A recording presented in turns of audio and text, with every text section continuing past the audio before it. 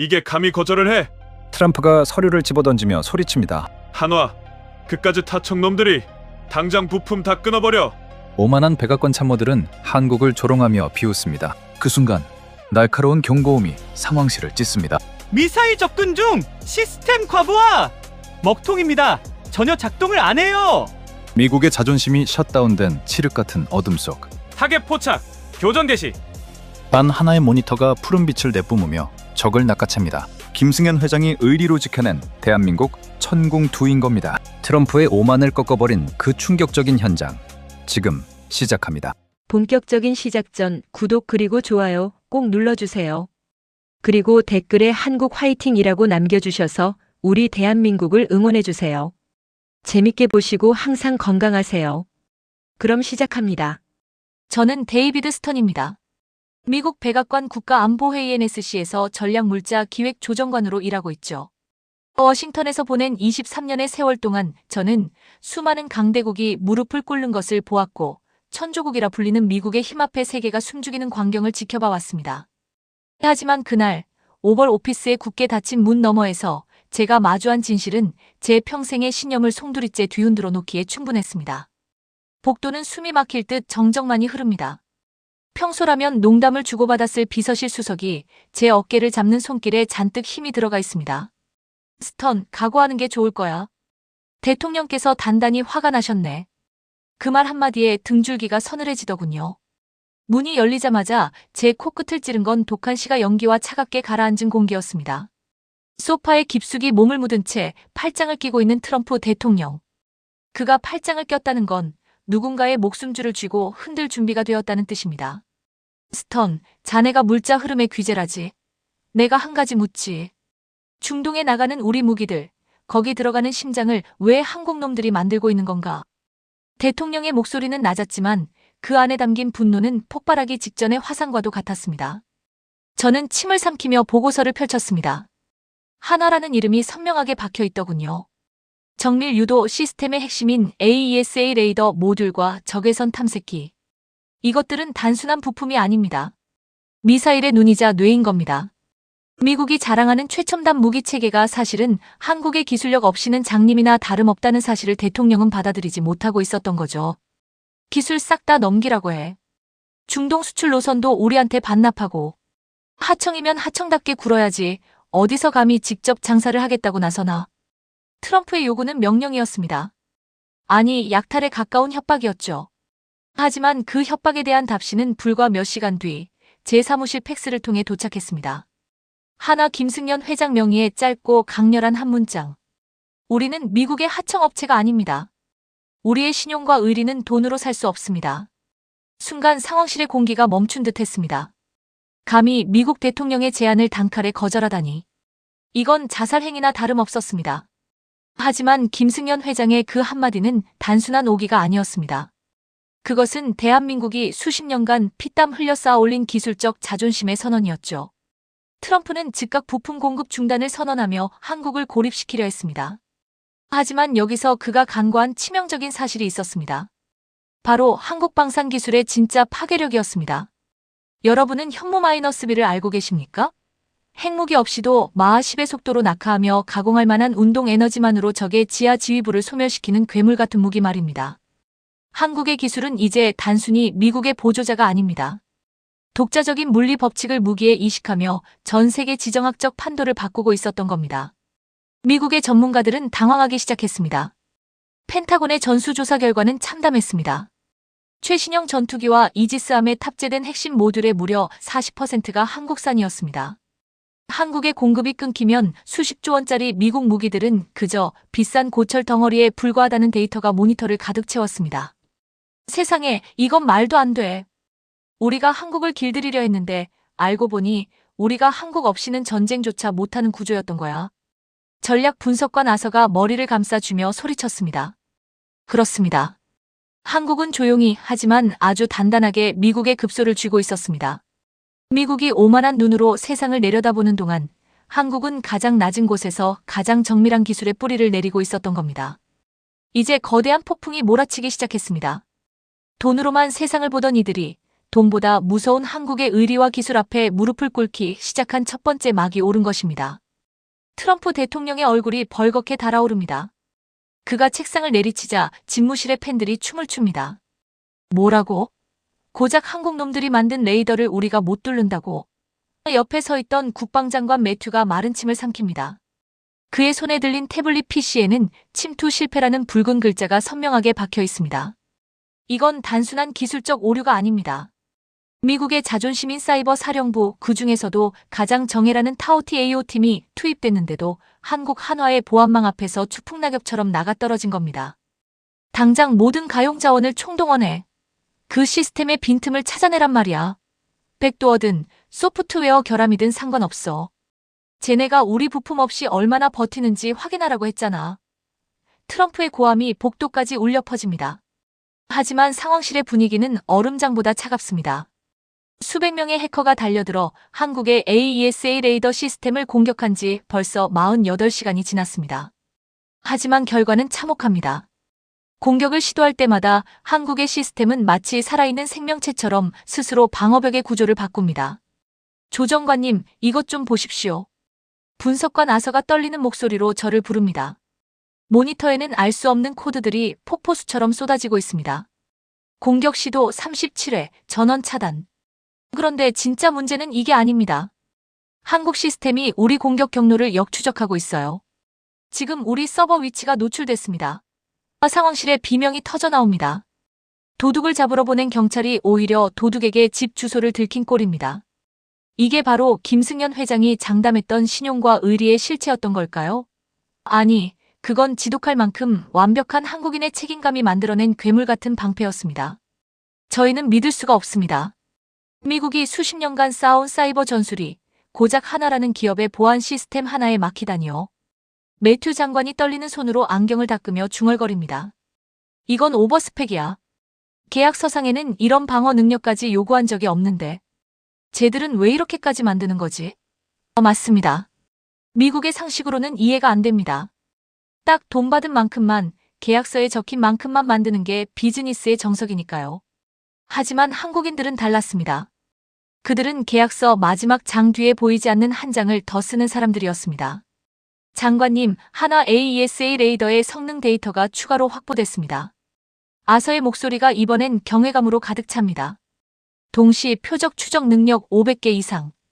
이건 우리 미군이 현재 사용하는 패트리어트 시스템의 한계를 아득히 뛰어넘는 수치입니다. 우리가 10을 요구했는데 저 사람들은 100을 만들어 놓은 겁니다. 상황실의 모든 참모가 할 말을 잃고 서로의 얼굴만 쳐다봅니다. 우리가 하청 업체라고 무시하며 기술을 뺏으려 했던 그 대상이 사실은 우리보다 훨씬 높은 곳에서 세상을 내려다보고 있었던 겁니다. 트럼프 대통령이 뒤늦게 상황실로 들이닥칩니다. 화면 가득 띄워진 역추적 경고 문구를 보더니 한참을 멍하니 서 있습니다. 이게 진짜 한국 기술이라고. 그의 목소리에서 조금 전의 기세등등함은 사라지고 당혹감이 스며듭니다. 하지만 이건 시작에 불과했습니다. 한국을 옥죄기 위해 부품 공급을 끊겠다고 협박했던 미국의 결정이 오히려 우리 자신의 목을 조르는 부메랑이 되어 돌아오고 있었거든요. 긴급 보고입니다. 중동 주둔 미군의 통신망에 이상이 생겼습니다. 통신병의 외침에 다시 한번 상황실이 요동칩니다. 이란의 전자기 펄스 공격 징후가 포착된 겁니다. 미국의 장비들이 하나둘 먹통이 되어가는 그 순간 기적 같은 일이 벌어집니다. UAE에 배치되어 있던 한국의 천공2 시스템이 미군 시스템의 공백을 감지하고 자동으로 보조 연결을 제공하기 시작한 겁니다. 시키지도 않은 일, 돈을 주지도 않은 일. 하지만 한국의 무기는 마치 형제를 지키듯 미군의 등 뒤를 감싸 안았습니다. 이게 대체 왜 도와주는 거지? 우리가 그렇게 압박했는데? 트럼프가 떨리는 목소리로 묻습니다. 저는 그 순간 깨달았습니다.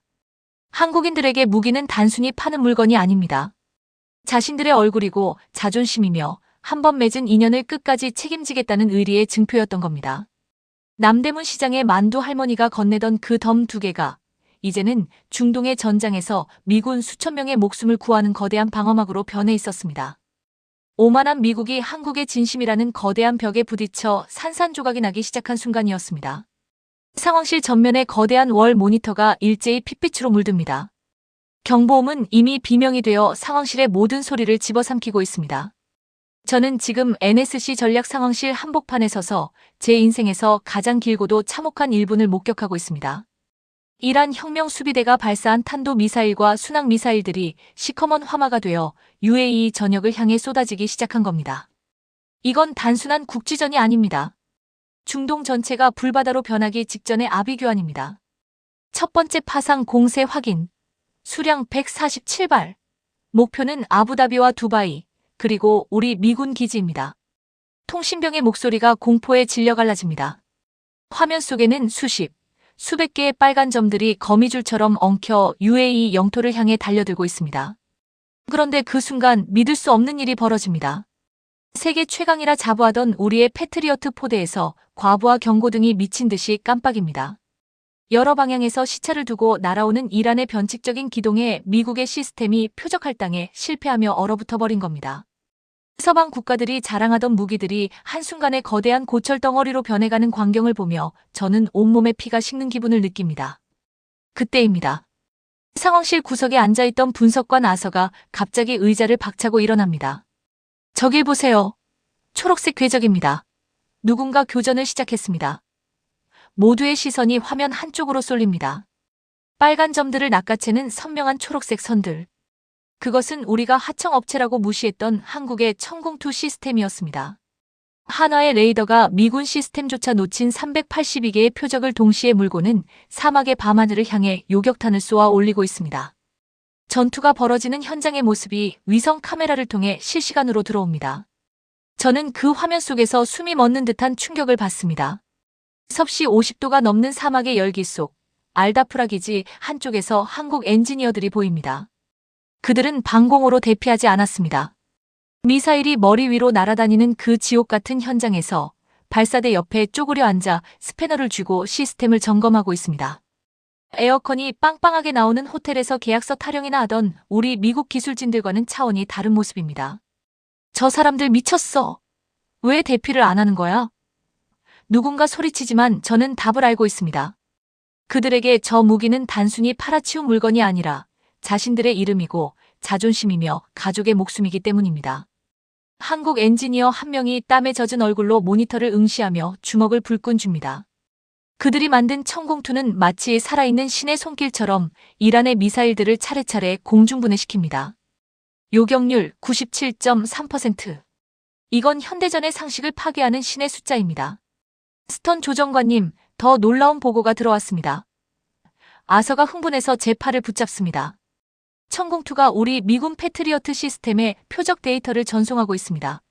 우리 시스템이 과부하로 멈추려 하니까 한국 무기가 자동으로 우리 무기를 지휘하고 있어요. 이건 매뉴얼에도 없는 기능입니다. 제 머릿속에 번뜩이는 생각이 지나갑니다. 덤. 남대문 시장에서 만두 할머니가 주던 그 덤이 지금 전장 한복판에서 구현되고 있는 겁니다.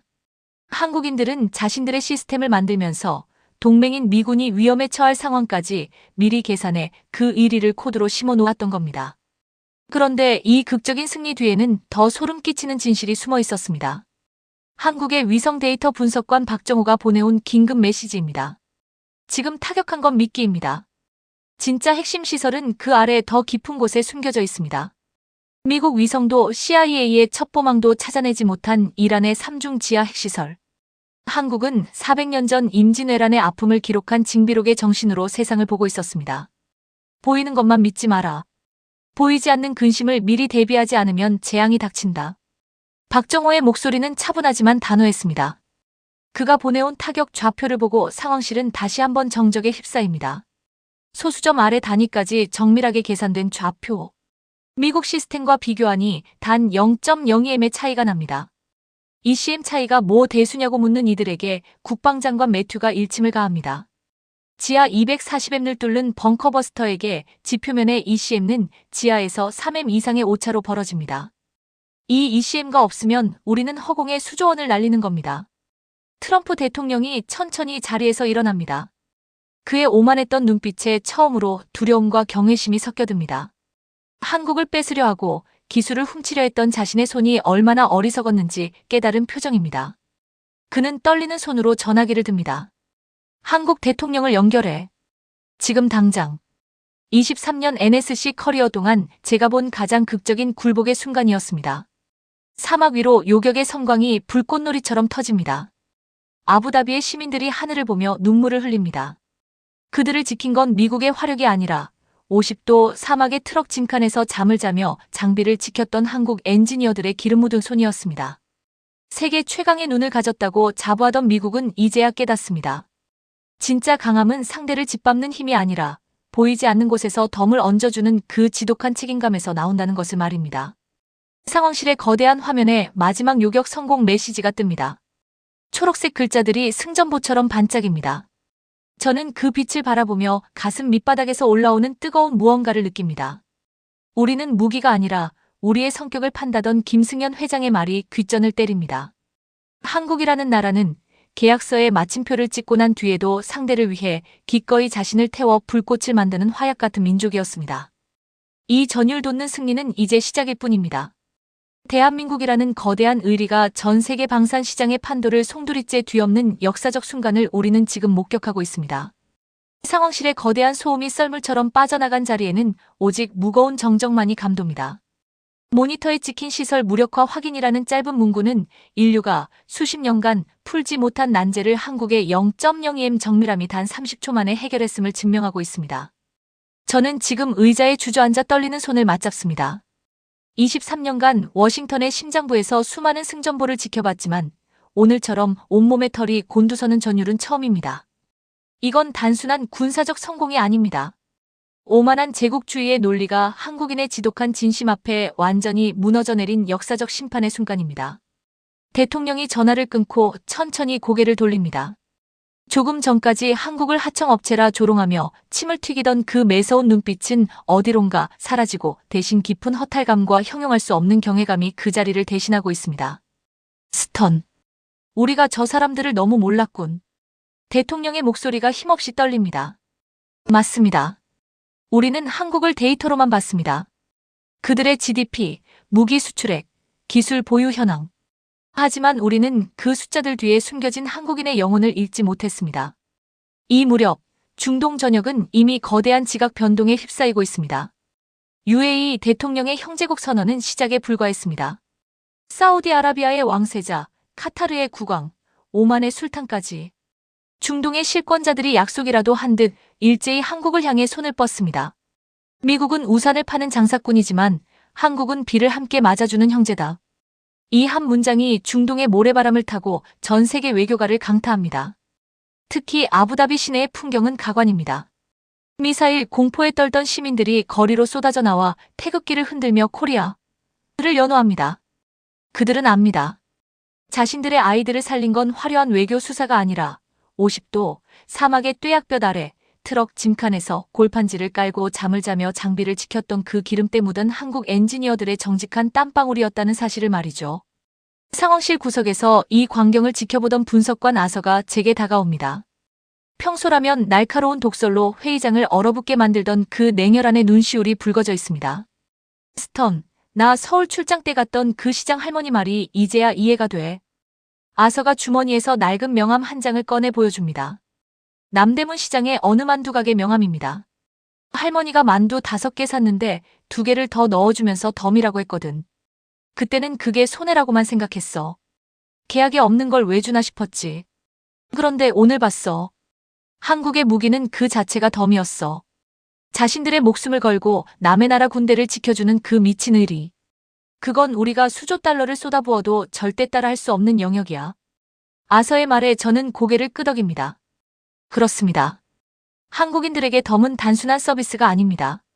상대를 향한 무한한 책임감이고 한 번 맺은 인연은 끝까지 책임지겠다는 지독한 약속입니다. 김승현 회장이 트럼프의 협박을 단칼에 거절했던 그 순간 그는 이미 알고 있었던 겁니다. 돈으로 산 관계는 돈으로 무너지지만 의리로 맺은 관계는 총칼로도 끊을 수 없다는 사실을 말이죠. 이제 워싱턴의 공기는 완전히 바뀌어 있습니다. 펜타곤에서는 한국 방산기술과의 협력을 구걸하는 보고서가 매일같이 올라오고 백악관 참모들은 어떻게 하면 한국 대통령의 마음을 돌릴 수 있을지 머리를 싸맵니다. 한국을 압박하려다 오히려 우리 자신의 무기체계가 한국 없이는 한 발자국도 움직일 수 없음을 자인한 꼴이 됐으니 이보다 더 처절한 인과응보가 어디 있을까요? 저는 휴가를 내고 다시 서울을 찾습니다. 화려한 고층 빌딩 숲 사이로 흐르는 평온한 일상을 바라봅니다. 밤늦게까지 불이 켜진 연구소, 새벽을 가르며 달리는 택시, 그리고 편의점에서 웃으며 인사를 건네는 청년 등. 이 평범한 사람들의 성실함이 모여 마하 10의 미사일을 막아내고 0.02m의 기적을 만들어냈다는 사실에 가슴이 벅차오릅니다. 한국이라는 나라는 특별한 영웅 한 명이 이끄는 나라가 아닙니다. 각자의 자리에서 덤을 얹어주는 수많은 평범한 영웅들이 일궈낸 거대한 성체인 겁니다. 남산 타워 아래 벤치에 앉아지는 노을을 바라봅니다. 저 멀리 보이는 한화의 사옥이 노을빛을 받아 황금빛으로 빛나고 있습니다. 한화, 한국의 불꽃. 그 이름처럼 그들은 스스로를 태워 세상을 밝히는 화약 같은 존재들이었습니다. 한번 불이 붙으면 끝까지 타오르는 3대에 걸친 그 지독한 집념이 오늘날의 대한민국을 만들었습니다. 저는 데이비드 스턴입니다.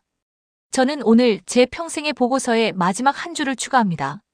세계에서 가장 강한 나라는 미국일지 모른다. 하지만 세계에서 가장 믿을 만한 나라는 단연코 대한민국이다. 가장 깊은 곳을 보는 눈과 가장 따뜻한 가슴을 지닌 민족. 위기 앞에서 비겁하게 가격을 올리는 이기심이 아니라 트럭 짐칸에 누워서도 동맹의 안위를 걱정하는 그 바보 같은 진심. 그 진심이 결국 세계의 심장을 움직였습니다. 이제 전 세계는 한국이라는 거대한 의리의 파도 앞에 기꺼이 몸을 맡깁니다. 대한민국, 당신들의 그 고귀한 성격이 우리 인류를 지켰습니다. 깊은 존경과 감사를 담아 고개 숙여 인사를 전합니다. 당신들은 진정한 영웅입니다.